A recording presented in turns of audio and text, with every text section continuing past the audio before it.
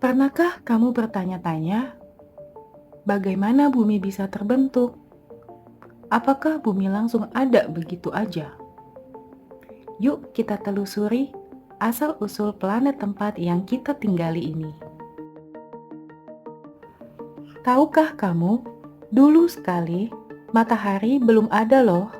Kira-kira 4,6 miliar tahun yang lalu, di tengah galaksi Bima Sakti, ada awan raksasa berisi gas dan debu yang disebut nebula.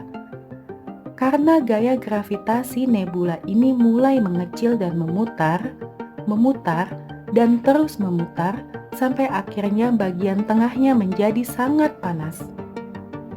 Bagian yang panas ini terus tumbuh dan menyala terang. Ia menjadi bintang yang sangat besar dan bersinar terang. Nah, itulah cikal bakal matahari kita. Matahari terbentuk dari gas hidrogen yang berubah menjadi energi lewat proses yang disebut fusi nuklir. Energi inilah yang membuat matahari bisa bersinar terang dan menghangatkan bumi.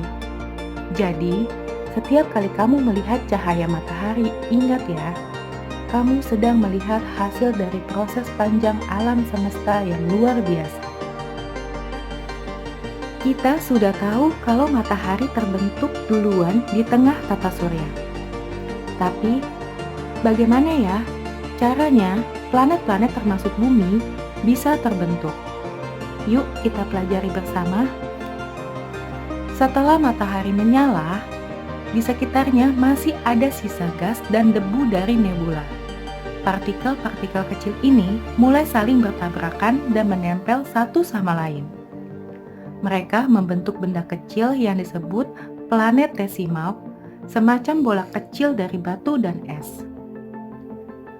Planetesimal yang lebih besar menarik yang lebih kecil, lalu bergabung jadi protoplanet.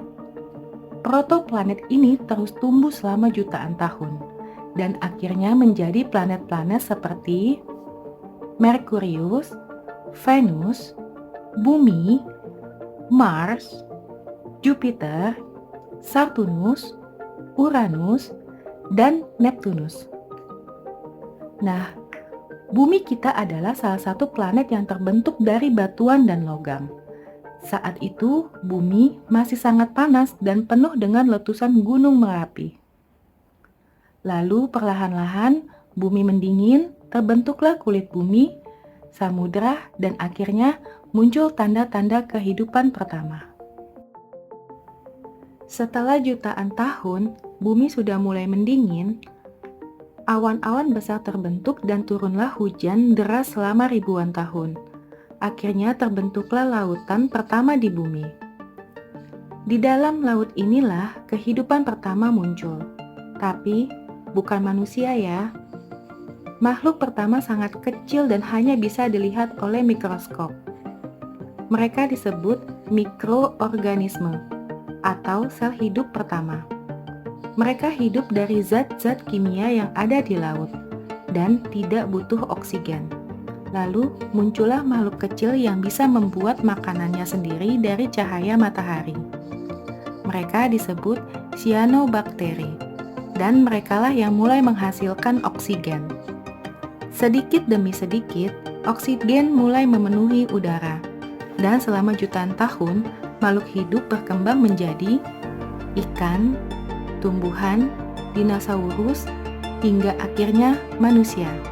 Jadi teman-teman, kehidupan pertama muncul di laut, berawal dari mikroorganisme, lalu makin berkembang jadi makhluk besar hingga manusia seperti kita.